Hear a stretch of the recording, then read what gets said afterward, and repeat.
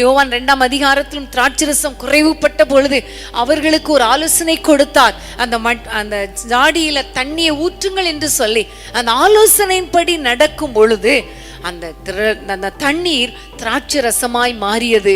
குறைவுகள் நிறைவானது. எப்பொழுதுமே உங்க வாழ்க்கையில கர்த்தர் ஒரு ஆலோசனை கொடுத்தால் அந்த ஆலோசனையின்படி நடக்க மறவாதீங்கள்.